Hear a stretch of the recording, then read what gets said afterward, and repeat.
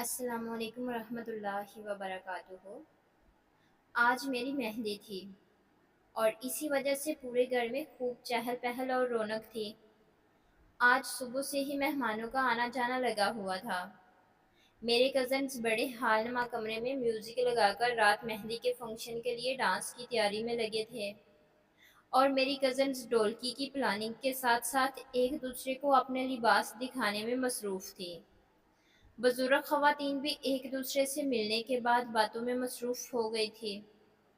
میں سب سے ملنے کے بعد اپنے کمرے میں آ گئی تھی۔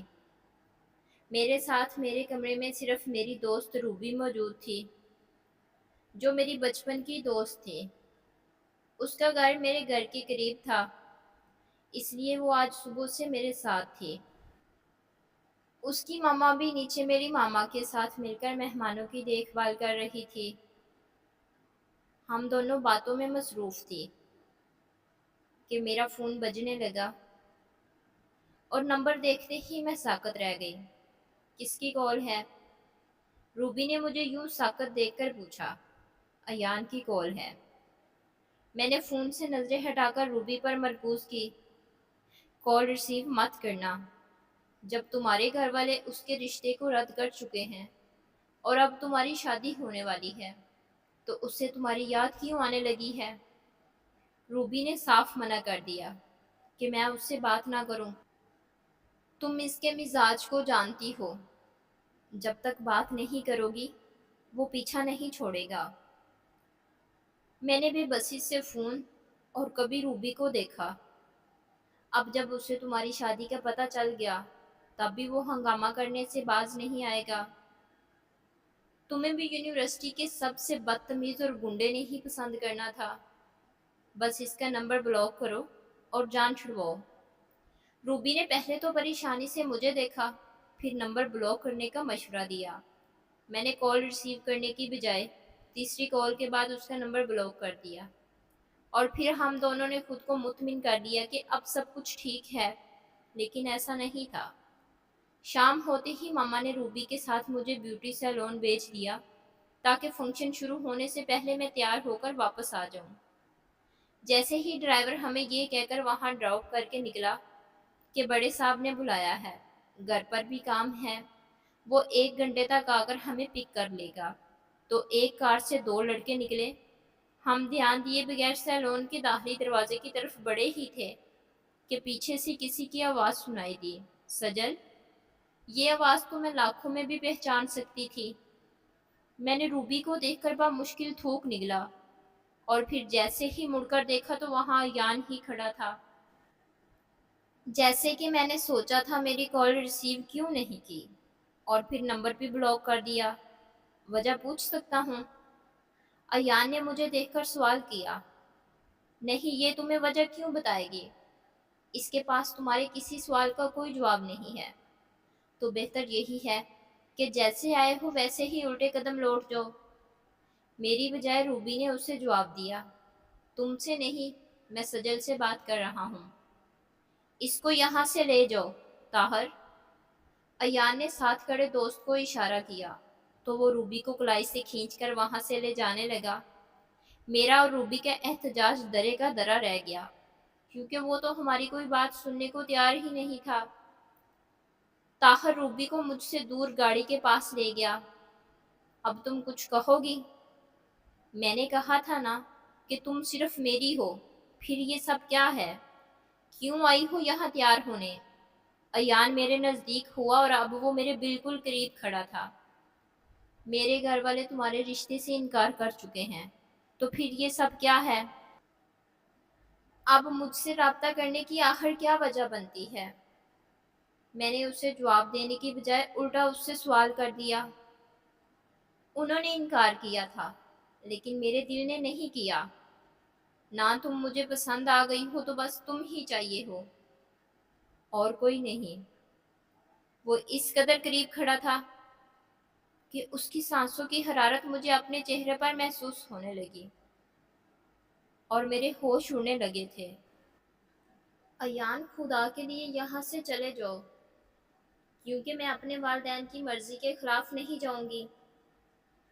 میں نے خود کو نارمل کرتے ہوئے اس سے فاصلہ بنانے کی کوشش کی، مگر ایان نے میری یہ کوشش ناکام بنا دی۔ میرے دور ہٹنے سے وہ میرے اور بھی قریب آ گیا۔ تم نے سمجھا تھا کہ مجھے بلاک کر کے جو مرضی کرو گی، لیکن ایسا میں ہونے نہیں دوں گا۔ چلو میرے ساتھ، اب تم مجھ سے دور نہیں بھاگ سکتی۔ ہاں کوئی چلاکی کی تو میں تمہارے دوست کو یہی ختم کر دوں گا۔ ایان نے مجھے کلائی سے پکڑ کر گاڑی کی طرف لے آیا۔ اس سے پہلے کہ وہ مجھے دھمکاتا، میں نے اس کی بات مان لی، کیونکہ وہ روبی کو نقصان پہنچانے کی دھمکی دے رہا تھا۔ دیکھو ایان، میری مہندی ہے اور مجھے تیار ہونے کے لیے گھر سے بھیجا گیا ہے۔ اب تم ہمیں کہاں لے جا رہے ہو؟ خدا کے واسطے مجھے چھوڑ دو اور ہمیں واپس جانے دو۔ میں نے ہمت کر کے اسے اس کے ارادوں سے روکنے کی کوشش کی۔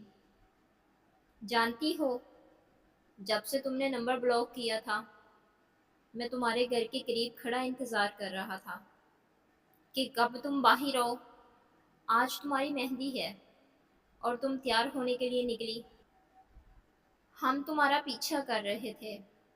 اب اتنی آسانی سے کیسے جانے دوں ڈارلنگ؟ اپنی محبت کو کسی اور کا کیسے ہونے دوں؟ ناممکن۔ تم میری ہو اور میری ہی رہو گی۔ آج تمہاری مہندی نہیں بلکہ نکاح ہے، وہ بھی ایان آفری سے۔ ایان کا جنون سر چڑھ کر بول رہا تھا، کیا مطلب ہے اس بات کا؟ میں نے روتی آنکھوں سے اسے دیکھتے ہوئے پوچھا، خدا کا واسطہ ہے ہمیں واپس چھوڑ دو، کیونکہ تم مجھے رسوا کرنا چاہتے ہو۔ میں نے اس کی منت سماجت کی مگر اس پر کچھ اثر نہیں ہوا۔ تمہیں رسوا کرنے کا تو میں سوچ بھی نہیں سکتا۔ اگر رسوائی ہی مقصود ہوتی تو کب کا تم سے بدلہ لے چکا ہوتا۔ میں تو تم سے نکاح یعنی ایک پاکیزہ رشتے کی خواہش مند ہوں۔ ایان نے اپنی دلیل دیتے ہوئے کہا، آج میری مہندی ہے اور تم مجھ سے نکاح کی بات کر رہے ہو۔ کیا اس سے میری اور میرے گھر والوں کی بدنامی نہیں ہوگی؟ میں رو کر چلا اٹھی تھی۔ تمہیں میں رسوا ہونے نہیں دوں گا، نکاح کروں گا اور عزت سے اپنے ساتھ رکھوں گا۔ رہی بات تمہارے گھر والوں کی، تو انہیں یہی ہونا چاہیے۔ ایان، ایسا مت کرو پلیز۔ میں رونے لگی تھی۔ سجل رونا بند کرو پلیز، میں ہوں نا تمہارے ساتھ۔ ایان بہت سکون میں تھا۔ مجھے تمہارا ساتھ نہیں چاہیے، تم کیوں نہیں سمجھ رہے؟ میں غصے سے اس پر بھڑک اٹھی، لیکن مجھے تمہارا ساتھ چاہیے سجل۔ ایان ہمیں فارم ہاؤس لے آیا۔ اس دوران روبی اور میں مسلسل شور مچاتی رہی، مگر وہ خاموشی سے ڈرائیو کرتا رہا۔ فارم ہاؤس پہنچ کر انہوں نے زبردستی ہمیں گاڑی سے اتار دیا۔ اندر داخل ہوئے تو وہاں کچھ لوگ موجود تھے، جن میں ایک بزرگ بھی تھے جو نکاح خواں تھے۔ یہ سب کیا ہو رہا ہے روبی؟ مجھے بہت ڈر لگ رہا ہے۔ آخر یہ شخص کیا کرنا چاہتا ہے؟ اب کیا ہوگا؟ ایان کی حالت گلتی جا رہی تھی۔ ابھی ہمارے نکاح کی بات ہے اور مجھے امید ہے کہ تم کوئی غلطی نہیں کرو گی، ورنہ تم جانتی ہو کہ میں کہاں تک جا سکتا ہوں۔ تو مولوی صاحب کے سامنے ہاں بول دینا۔ چلو، ایان مجھے لینے آیا تھا لیکن اس کی باتوں سے میرا دماغ تو جیسے کام کرنا چھوڑ گیا تھا۔ مجھے تم سے نکاح نہیں کرنا، خدا کے لیے میرا پیچھا چھوڑ دو، مجھے واپس جانے دو، مجھے گھر جانا ہے، میرے گھر والے زندہ رہتے ہوئے مر جائیں گے۔ میں نے روتے ہوئے اس کے سامنے ہاتھ باندھ دیے تھے، اور اگر تم نے یہ نکاح نہ کیا تو میں خود انہیں مار ڈالوں گا۔ ایان نے گھر والوں کو مارنے کی دھمکی دی تو میں مجبور ہو گئی تھی، کیونکہ میں اس کے غصے سے واقف تھی۔ میں جانتی تھی وہ واقعی انہیں مار ڈالے گا۔ میری قسمت بھی پھوٹی تھی کہ میں اسے پسند آ گئی تھی۔ ایان میرا کلاس فیلو تھا اور اس کا کہنا تھا کہ اسے مجھ سے محبت تھی۔ مجھے ہمیشہ اس سے خوف آتا تھا۔ یہ سب یونیورسٹی کے دنوں سے چل رہا تھا۔ پھر ایسا ہوا کہ اس نے میرے گھر پر رشتہ بھیجا، لیکن گھر والوں کو وہ پسند نہیں آیا تو انہوں نے انکار کر دیا۔ اس انکار سے اس کی انا کو دھچکا لگا اور وہ بدلہ لینے کے لیے یہ سب کر رہا تھا۔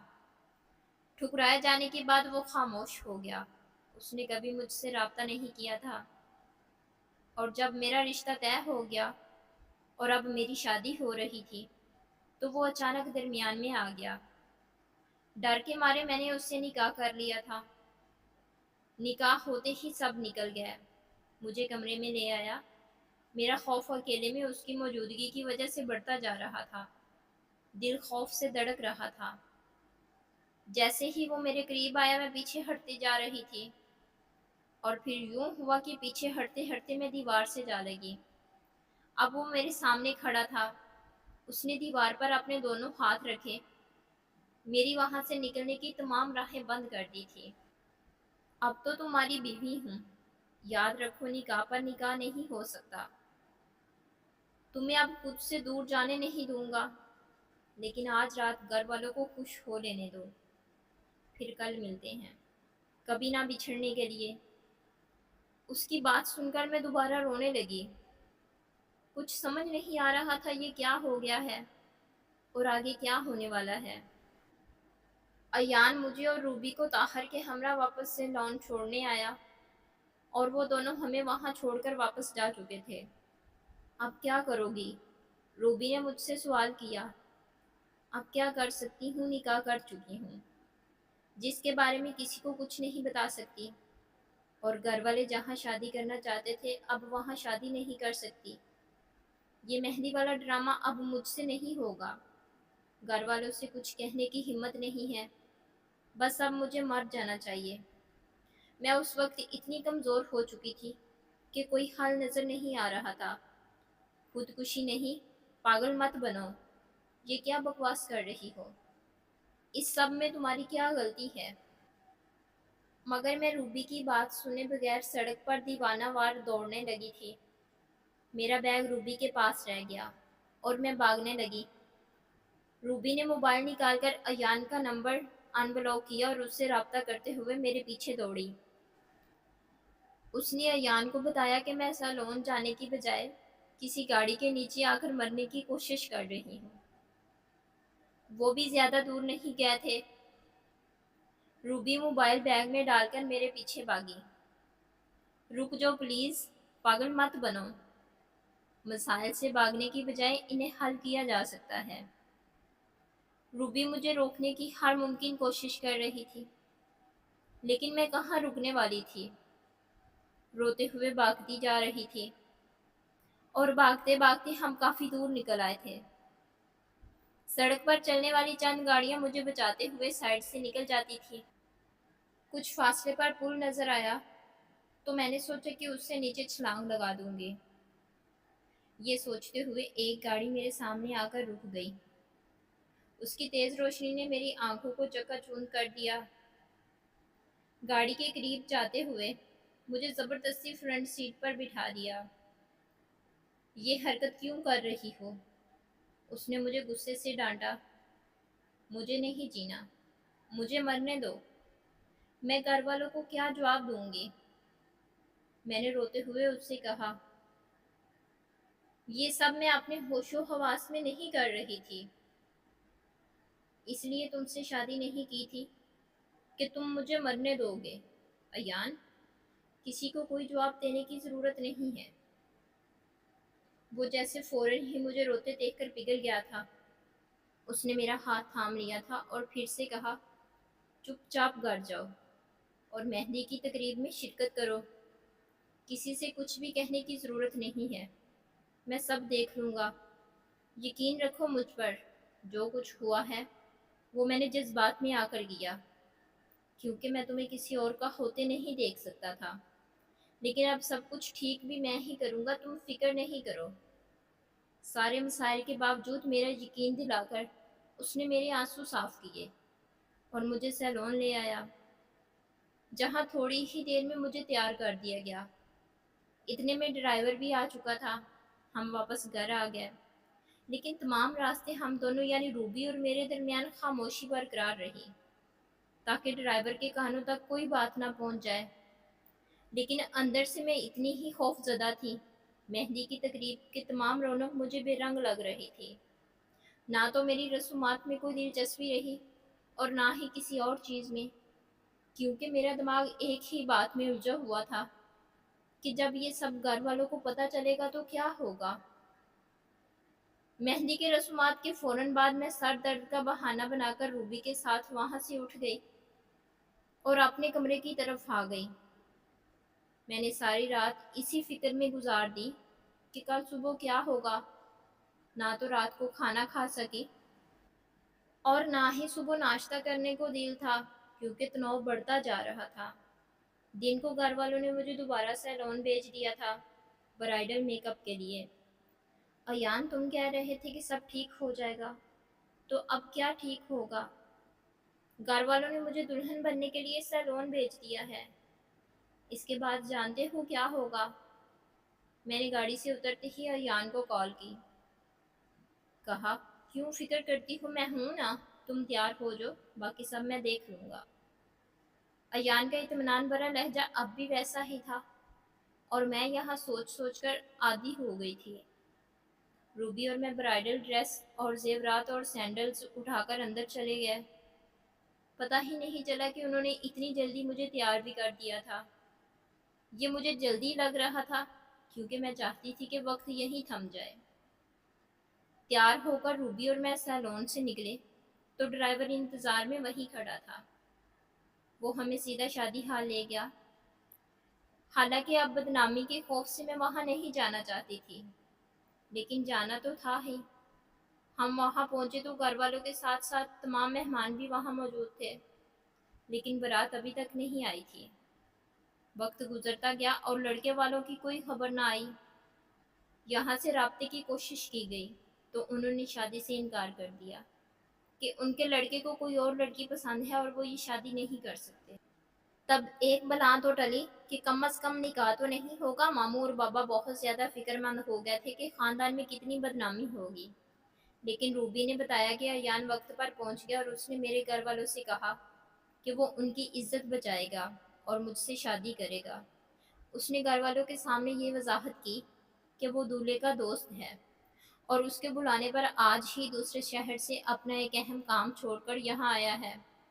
شادی ہال میں پہنچتے ہی اسے پتہ چلا کہ دولہے نے شادی سے انکار کر دیا ہے۔ اسے بہت برا لگا، اور جب اس نے دیکھا کہ لڑکی سجی ہے تو اس نے کہا کہ اسے تو وہ پسند کرتا تھا، تبھی رشتہ بھیجا تھا، لیکن آپ لوگوں نے رد کر دیا تھا۔ لیکن اب میں خاموش نہیں بیٹھوں گا، کیونکہ میں اس کی بے عزتی ہوتے ہوئے نہیں دیکھ سکتا۔ گھر والے پہلے تو سوچ میں پڑ گئے، لیکن اپنی عزت بھی بچانی تھی، کچھ نہ کچھ تو کرنا تھا۔ لہٰذا وہ ایان سے شادی پر راضی ہو گیا اور اسے میرا دلہا بنا کر نکاح شروع کر دیا۔ آج میں نے رب کا شکر ادا کرتے ہوئے کہ اس نے میری عزت بچائی، پوری رضامندی سے اس رشتے کو قبول کر لیا۔ میرے گھر والے بھی اس کے شکر گزار تھے کہ اس نے ان کی عزت بچا لی تھی۔ آج وہ سفید کرتا پجامے میں سادگی کے ساتھ، یعنی گلے میں چین اور ہاتھوں میں بریسلٹس کے ساتھ، ایک سادہ سا انسان لگ رہا تھا جو میرے دل کو بھا رہا تھا۔ اس نے واقعی مجھ سے محبت کا ثبوت دیا تھا۔